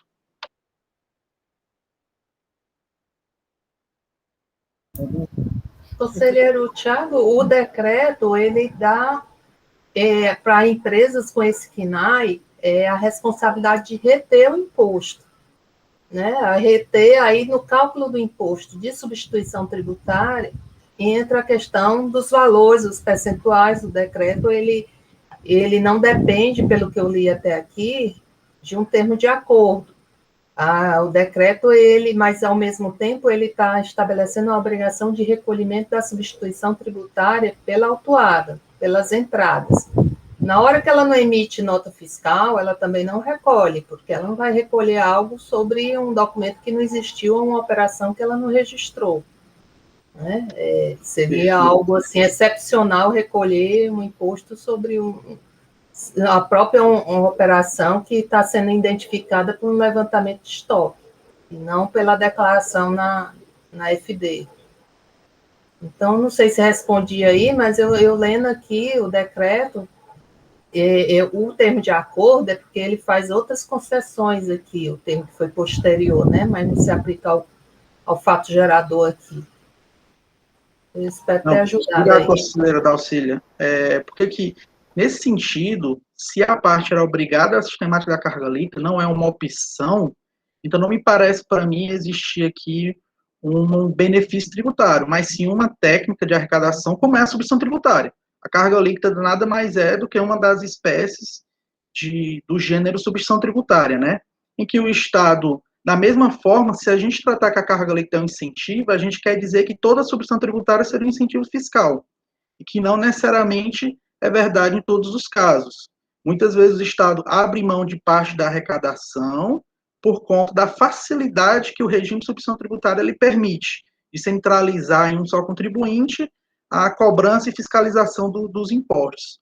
Nesse caso concreto, até com os esclarecimentos da conselheira Dalcília, se o contribuinte não tinha opção, não tinha nenhuma vantagem perante outros contribuintes, sujeito à mesma sistemática do decreto, eu entendo que a gente deve aplicar a sistemática prevista no decreto.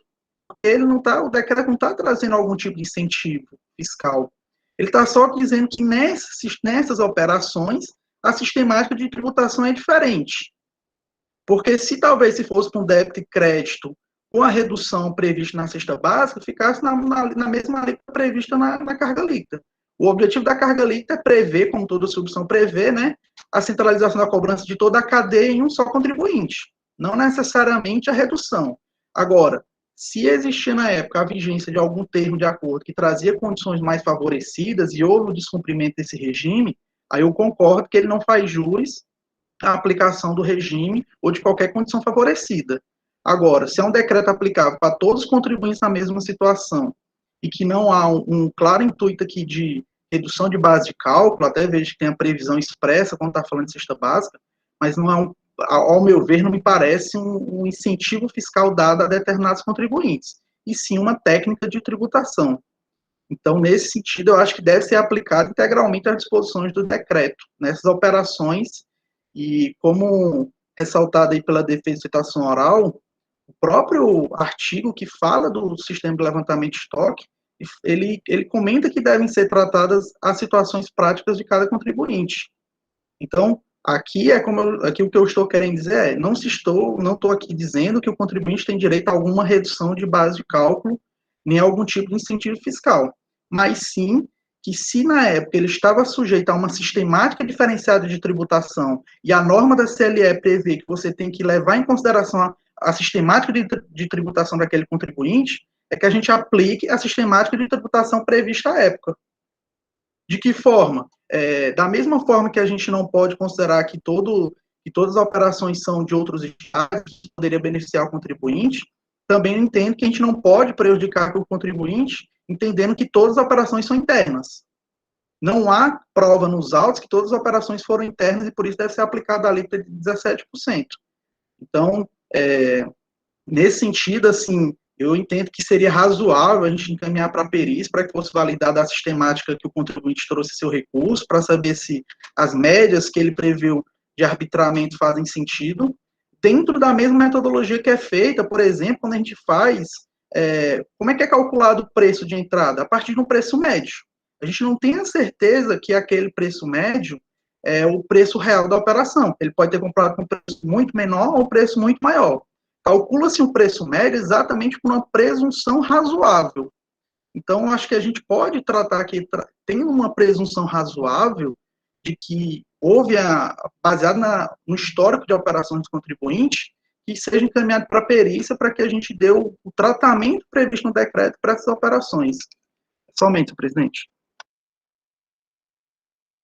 A palavra está facultada ou passar para a Ivete. O doutor Michel, primeiro. Fala, Michel, fala, depois eu falo. Agora o senhor está sem aula, doutor Michel. Obrigado, doutor Tiago. Boa tarde a todos, obrigado, senhor presidente, obrigado, conselheira Ivete, boa tarde a todas e a todos. Saudações por mais esse dia com saúde e todos aqui podendo exercer o seu munus com muita tranquilidade. Pois bem, senhor presidente, me parece que aqui a carga líquida é sim um benefício. Por quê? Porque eu comparo com a sistemática do substituição tributária para frente, né? Que a nossa substituição tributária do ICMS mais comum é para frente. Nós temos na substituição tributária a carga normal, com 17% ou 18%, dependendo de quando ela foi aplicada. A carga líquida já é uma alíquota bem menor do que a modal, que é normalmente utilizada lá na substituição tributária, que não dá direito a fazer débito e crédito também. Então, nesse sentido, por mais que ela não seja aplicada a um contribuinte em especial, mas sim a um conjunto de contribuintes que atendem a mesma característica, me parece que sim é um benefício tributário dado de maneira geral a um determinado grupo, em comparação à sistemática de tributação da substituição tributária para frente. É só, senhor presidente. Doutor Michel. Doutora Ivete? Só iria acrescentar, apesar de ser uma discussão bem interessante, né, que a parte trouxe, o doutor Tiago também tem uma linha, né, que também é interessante, mas assim, fazendo um exercício, vamos dizer que essa empresa tivesse sido pega em flagrante, né, com esses produtos sem documento fiscal, certo? O auto de infração estava desacobertada, a mercadoria estava desacobertada do documento. Como deveria ser cobrado o imposto? A alíquota interna. A lógica aí tudo bem que se a gente for atrás do restrito, pode ter uma discussão bem longa, benefício fiscal não é ou não é, mas a questão é uma operação sem documento fiscal.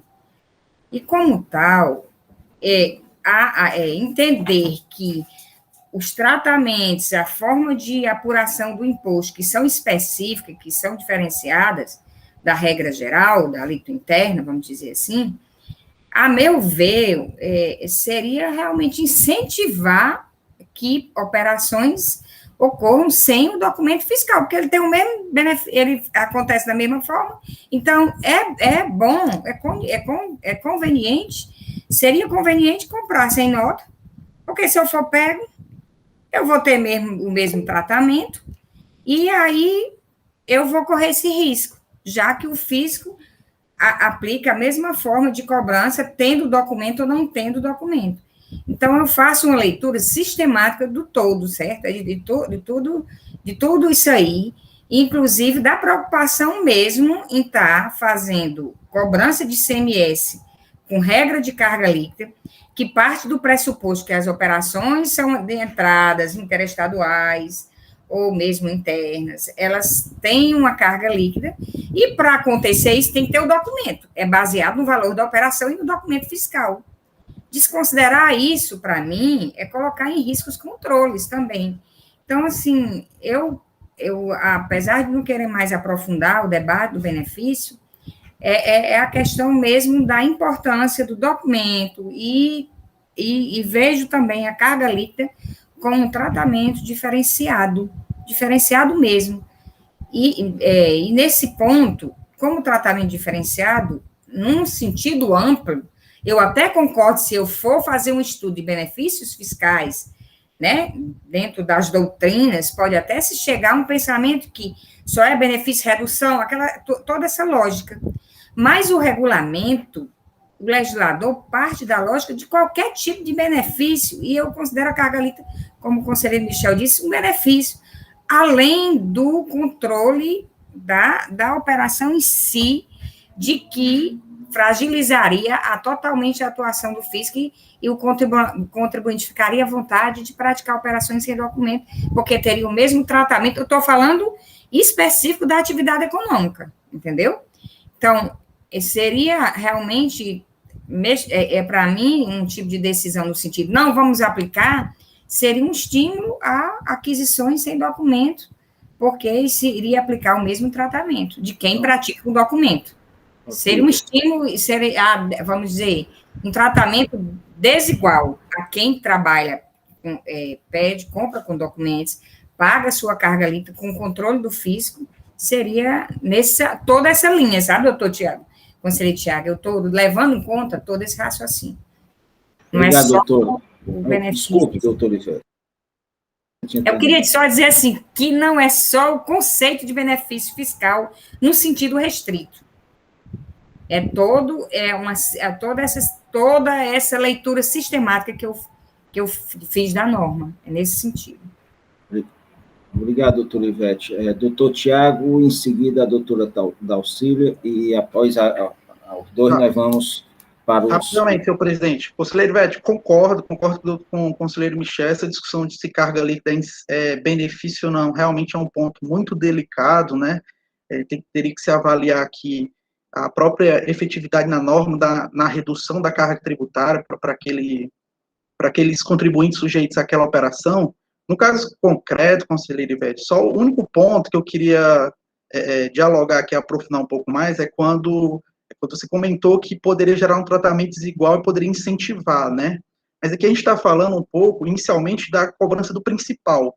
Então, pelo próprio conceito de tributo não pode constituir sanção para ato ilícito.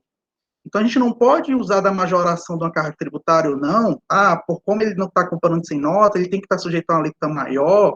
Não, a alíquota tem que ser a mesma. Como é que o Estado vai punir essa conduta, esse ato do contribuinte? Através da multa, que é uma multa aqui que nós já estamos comentando, que o contribuinte trouxe até um caráter de confiscatoriedade da multa, que é a multa de 30% sobre o valor da operação. Então, acredito eu que pelo simples caráter da multa ser 30% do valor da operação, que é muito maior do que qualquer alíquota de imposto aqui incidente na operação, já desincentiva a própria realização pelo contribuinte, né? Então, assim, quando eu aqui falei que a gente tem que tratar, olhando tão somente para o principal. É tanto que a multa, caso fosse acatada aqui a argumentação de alteração do tributo, a multa permaneceria a mesma. E eu tenho certeza que a multa permanecendo o mesmo, essa pequena redução que teria da carga tributária dele não iria incentivar o contribuinte, acredito eu, né, a manter essa atitude perante o fisco, somente. Obrigado, doutor Tiago. Doutora Dalcília. Eu queria acrescentar, já que foi citado aqui, pedir perícia com base exclusivamente no decreto, que o próprio decreto, ele torna essa perícia impossível, porque o decreto, no artigo 2º, decreto 29.560, e o artigo 4º, que eu queria destacar. O artigo 2º, ele cita que o imposto a ser retido equivalente à carga líquida deve ser resultante dos percentuais do anexo do decreto sobre o valor do documento fiscal relativo às entradas de mercadorias, incluído o IPI, frete e carreto. Como é que se vai mandar para a perícia? Para que ela refaça com base nos valores do decreto, quando o próprio decreto diz que esse cálculo deve ser sobre o valor do documento fiscal relativo às entradas, que elas não existem. Né? O objeto da acusação é justamente a inexistência desses documentos. Então, ao meu ver, o meu entendimento, respeitado quem entende diferente, é que é uma perícia impossível. Se não existem os documentos de entrada, não há como mandar aqui e pedir ao perito que calcule com base no decreto. E o artigo 4º, ele ainda vai também além a questão, que ele diz que o contribuinte que exercer a atividade do anexo 1, que é o caso,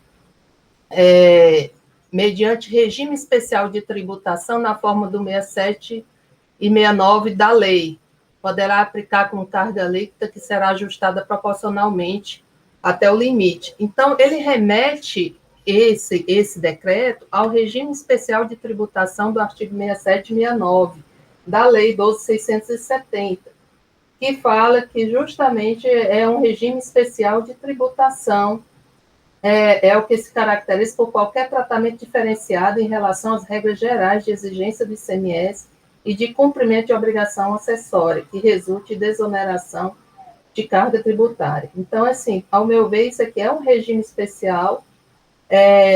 Eu não posso agora afirmar, eu até revejo aqui, que dá a entender esse decreto que também precisa do regime especial. Eu não posso aqui, vou até revendo meu posicionamento anterior, que realmente seja uma norma auto-aplicável, porque nesse artigo 4º ele dá a entender que precisa de um regime especial de tributação autorizado na forma do 67 e 69 da lei, que é aquele que fica o secretário, em casos podendo ser concedido pelo secretário da Fazenda ou com base em regulamento. Então, é isso, senhor presidente. Senhor, já está bem debatido, certo? Nós vamos só agora tomar a votação. A doutora a Ivete já está preparada em relação ao pedido de perícia, doutora Ivete? Pedido de perícia? Foi sim. Porque o mérito foi para poder trazer um pensamento, se essa perícia, ele pediu uma perícia para fazer, verificar a líquida dos produtos, tá certo? E a gente tem que responder antes de entrar no mérito. Aí, quando nós estávamos em relação ao pedido de perícia trazido pela parte, na qual, inclusive, ele faz umas quesitações em sessão, tá certo? A conselheira relatora disse, não, Augusto, não vamos tratar do pedido de perícia agora, não, vamos tratar do mérito, porque se o mérito a gente entender que o que ele está falando cabe, aí a gente trata no pedido de perícia. Então, eu quero saber Posso tratar. Eu quero saber se já tem como a gente votar o pedido de perícia. É isso que eu quero saber. Porque pelos debates aqui, eu entendo que sim. Alguns acham que pode, outros que acham que não pode, tá certo? Que não tem necessidade. Então, eu gostaria de saber se a conselheira relatora quer debater sobre isso ou já quer dar o seu posicionamento. Doutor... Presidente, desculpe, só para formar aqui meu convencimento, até baseado na informação que a doutora Dalcília deu, E parece que o artigo 1º fala que os contribuintes que estiverem no anexo 1 e 2, e o artigo 4º fala do anexo 1. Até como se fosse assim, ele é aplicável para 1 e 2, mas o 1 é só se tiver regime especial, o 2 não, é como se fosse auto-aplicável para o 2, que ele só faz a ressalva do regime do todo do auxílio para quem está no anexo 1. E o artigo 1º, conselheiro. ele está no 1, né? Se colocar o KNAI dele, o conselheiro vai ver. Ele é um atacadista. Ele é um atacadista. Tá, perfeito. Obrigado. Então, qual foi o raciocínio, Tiago? Você entendeu que, sendo atacadista, tinha que ter o termo de acordo, né? É isso? Exatamente. Sim. Você entendeu isso, né? Artigo 4, isso. Mas eu não vou afirmar, mas eu entendo que a carga líquida veio para todos. Agora, se ele quiser um tratamento diferenciado, e aí cada termo de acordo vai definir alguns parâmetros que você observa que esse termo de acordo que ele trouxe, os percentuais, eles não são iguais ao que está no decreto. Parece que há alguns ajustes aí em termos de acordo, certo? Então, eu acho que veio para todos os segmentos a obrigação como substituto tributário, como substituto carga líquida. Agora, as alíquotas, quem tem termo de a carga líquida de quem tem o termo de acordo, existe alguns, no termo de acordo, eles especificam, tanto que o termo de acordo que está aí deles, é bem verdade que é do período 2018, né? Parece que ele trouxe aqui, ou é 2008. Ele traz uns percentuais e define essa carga líquida para ele no termo de acordo, sabe? Mas eu penso que a carga líquida ela foi aplicada do modo geral, assim, pelo menos é o que eu sempre aprendi, certo? Agora, aqueles atacadistas com termo de acordo, talvez tenha tratamentos diferenciados com essas cargas, dependendo de cada um. Pelo menos é assim, Tiago, eu não estou afirmando, mas o doutor Klisman está aí balançando a cabeça, não pode mais falar, mas é nesse sentido, né? Eu acho que é. Então, assim, vamos para o pedido, vamos lá. A discussão é bem interessante, né? Realmente a gente fica, né, entendendo, né, uma discussão que o doutor Tiago trouxe, a parte trouxe, mas eu vou me acostar ao parecer da Procuradoria, certo? Eu entendo que é bem verdade que a multa, ela serve para coibir, mas a importância do documento fiscal é o controle em si da operação.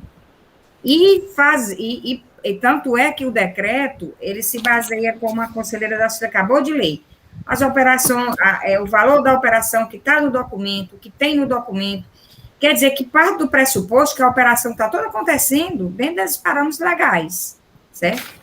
E aí, nessa linha, eu entro na perícia. Do mesmo jeito que eu entendo que não poderia ser aplicada a carga líquida, também é o mesmo raciocínio com o pedido de perícia que a parte fez, que eu entendi que o objetivo era ir para a perícia, que mesmo que se entenda que a alíquota é interna, aí eu vou perguntar se foi esse o raciocínio. Bom, mesmo que se entenda que é 17%, eu queria que separasse aquelas que têm a redução da base de cálculo da cesta básica, para aplicar a redução. Foi esse o pedido de perícia feita na sustentação oral. Mas, infelizmente, doutor Klisman, se eu estou defendendo isso no primeiro ponto, eu não posso defender uma perícia para fazer essa separação. Porque a redução na base de cálculo, ela cai mais ainda, mais fortemente, na regra de benefício fiscal.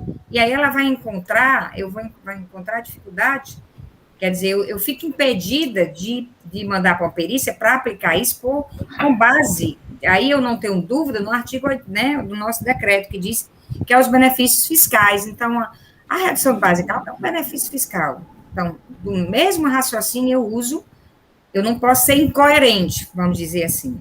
Eu tenho que ter coerência. Se eu entendo que não se aplica a carga líquida, eu também entendo que não aplica a redução de base de cálculo. E aí, opino para que seja indeferida a perícia nesse sentido, sobre o mesmo fundamento, certo? Na sua opinião, os elementos constantes na autuação já são suficientes a seu convencimento? É isso, doutor Ivete? 97. Mas são fundamentos que eu estou dando, porque o que ele está pedindo ficaria, não teria como ser atendido por vedação legal, porque o benefício fiscal, ele só pode ser feito se for para operações acobertadas de documento.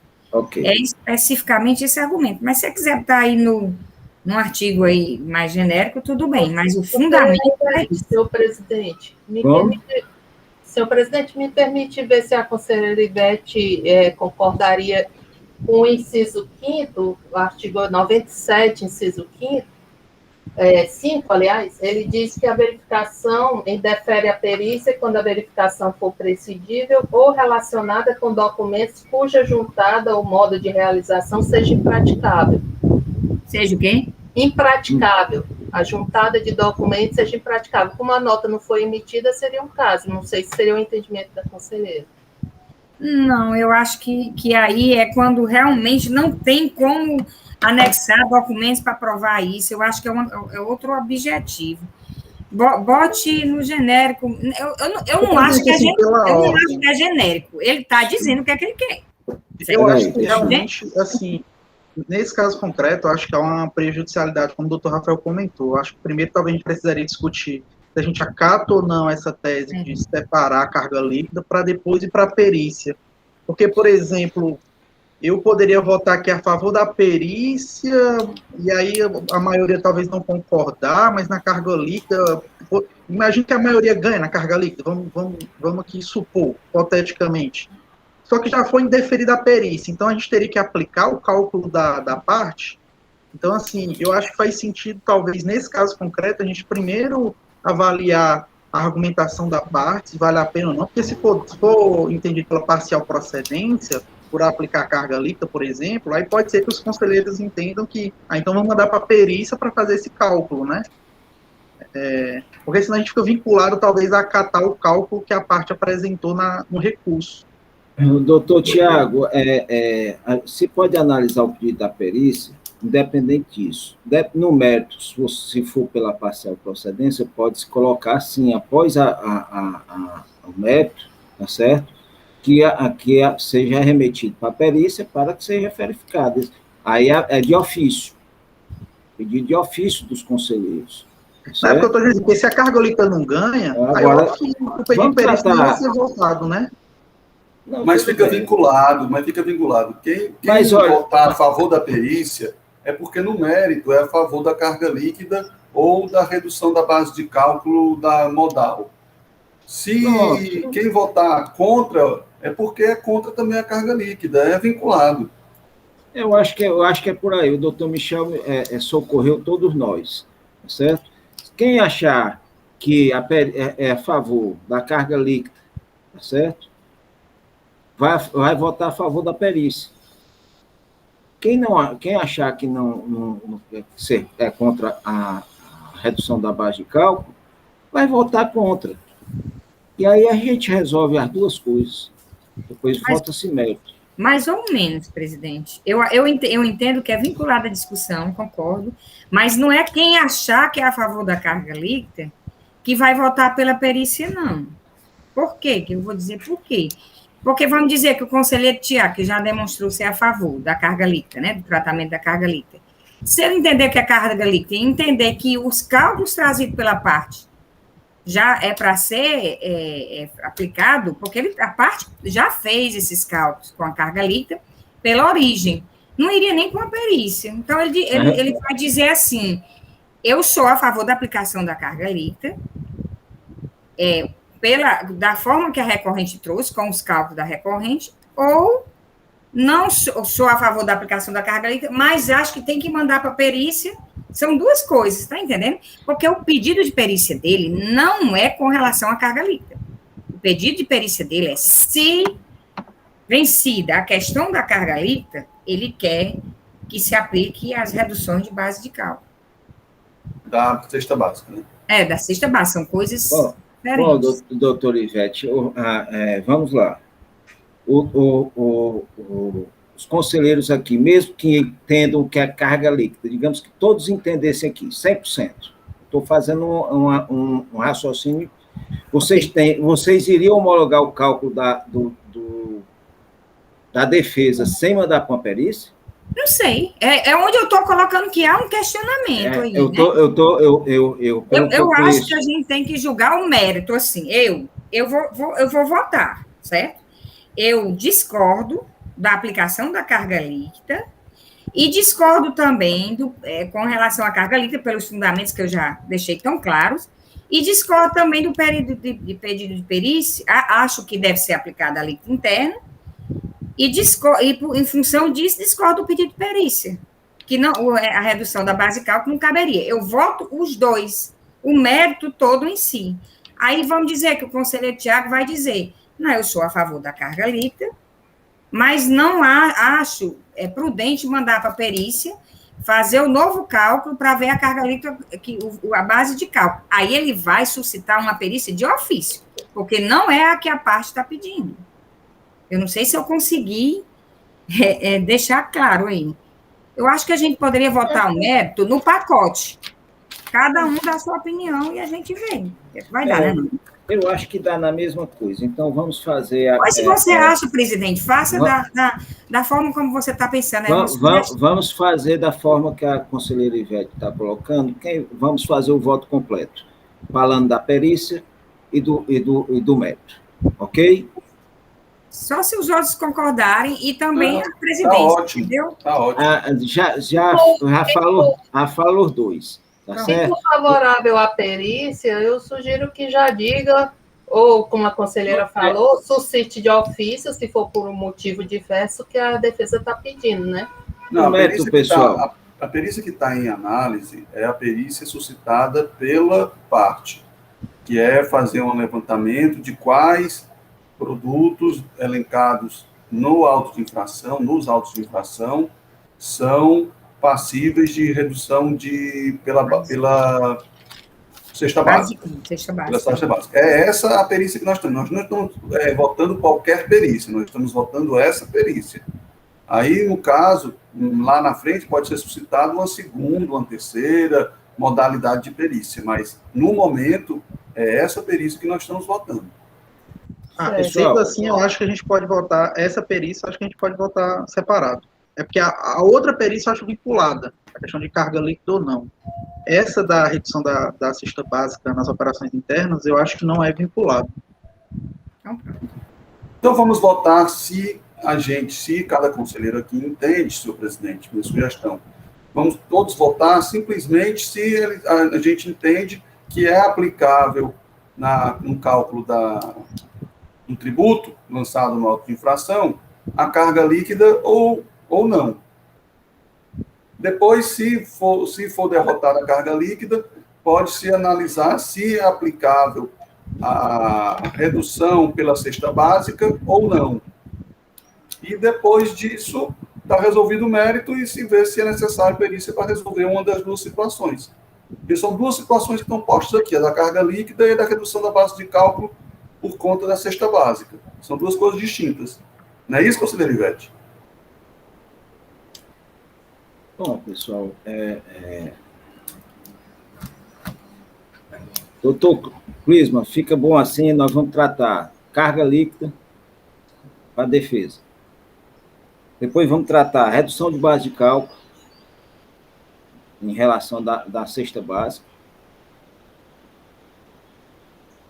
E aí, depois nós vamos ver vencidos esses aí ou não vencidos, aí nós vemos se tem necessidade de perícia ou não. Ok? De acordo, senhor presidente. Em relação à redução, em relação à carga líquida, doutor Olivete, como a senhora se manifesta? Eu me manifesto que deve ser aplicada a líquida interna, ou se tratar de operações desacobertadas de documento fiscal. Com os fundamentos que já repeti muito aqui, né? Uma manifesto contrário à aplicação da carga líquida. Doutor Michel. Com a relatora. Doutora Dalcília. Com a relatora. Doutor Tiago. Presidente, eu abro divergência pelos motivos já apontados anteriormente. Entendo que a carga líquida, nesse caso concreto, ela resume a uma sistemática de arrecadação de tributos, portanto, deve ser aplicada. Doutora França Leite. Com a relatora. Com divergência. Com divergência. Por maioria de votos, afastado o argumento de carga da carga líquida do tributo. Tá certo? Em relação à redução da base de cálculo para a aplicação do decreto. Não é isso o próximo? Doutor Michel, nos ajude. É em relação à redução de base de cálculo para a aplicação da cesta básica aos produtos. Não é isso? Tá? Nos produtos da cesta básica ser aplicada a redução da base de cálculo. Pronto. Em redução a esse argumento, como se manifesta, doutora Ivete? Bom, como no item anterior a gente, né, decidiu por maioria que aplica-se a alíquota interna, na mesma linha, entendo que não caberia uma perícia, uma vez que a redução de base de cálculo trata de um benefício fiscal e as operações estão desacobertadas do documento, não se aplicaria. Ok. Doutor Michel. Com a relatora. Doutora Dalcílio. Com a relatora. Doutor Tiago. Com a relatora. Doutora França Leite. Com a relatora. Doutor Roberto. Com a relatora. Bom, por unanimidade de votos, em relação à redução da base de cálculo, a aplicação da alíquota da cesta básica aos produtos objetos da autuação, foi também rejeitada por unanimidade, desta vez foi rejeitada por unanimidade de votos. Entende? O senhor, que se trata de benefício fiscal, não aplicado, sendo aplicada a alíquota interna. Bom, feitas essas duas colocações, nós temos que, de qualquer maneira, certo? No mérito, só falta o mérito, mas no mérito eu quero que se manifeste também sobre o pedido de perícia, certo? E houve um pedido de perícia, embora vocês, no mérito aqui, vocês tenham rejeitado já, tá certo? Tem que se responder à parte. Em relação ao pedido de perícia, doutora Ivete, como se manifesta? Pelo indeferimento do pedido de perícia, por existir vedação legal para reduzir base de cálculo em operações desacobertadas de documentação fiscal. Ok. Doutor Michel. Com a relatora. Doutora Dalcílio. Com a relatora, acrescentando também a fundamentação no artigo 97, 3 e 5 da Lei 15.614, 2014. Ok. Doutor Tiago. Com a relatora. Doutora França Leite. Desculpa, porque o microfone, eu tentando encontrar o microfone. Com a relatora. Doutor Roberto. Com a relatora, presidente. Bom, então, por unanimidade de votos, foi indeferido o pedido de perícia, tendo os senhores conselheiros que a redução, perícia seria para ser feita uma redução de base de cálculo, fato não vedado pela legislação, pois a infração é decorrente de aquisição de mercadoria sem documento fiscal. É isso, doutora Ivete? Nós nos resta agora o mérito, doutora Ivete, como se manifesta. E serve o que eu estou falando, desde o começo nós estamos falando, serve por dois processos. Doutora Ivete, no mérito, como se manifesta?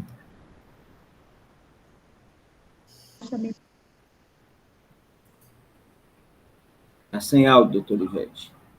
Poxa, desculpa, pessoal. Hoje eu estou péssima nesse microfone aqui.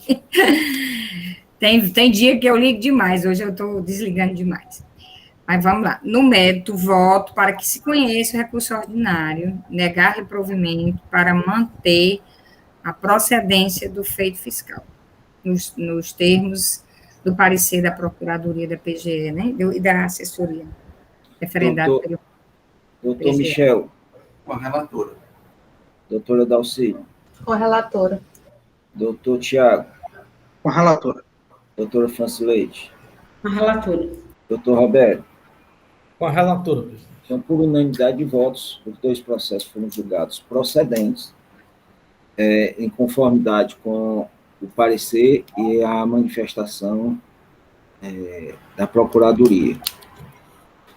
Encerramos os 2 processos. Do nosso o advogado já se foi. Não, está aí. Não, presidente. Doutor Clismo ainda está conosco. Bom, doutor Clismo, foi um prazer tê-lo aqui. Agradeço a sua presença, sempre nos honra a vinda dos advogados. E nós temos ainda mais 2 processos para ser julgados. Fiquem à vontade, se quiser nos acompanhar. Muito obrigado, senhor presidente. Obrigado a todos. Tenham todos uma boa tarde. Boa tarde. Senhores, querem dar um intervalozinho de 5 minutos? Ou vamos... 5 minutos, 5 é bom. minutos? Então vamos. 5 minutos de intervalo.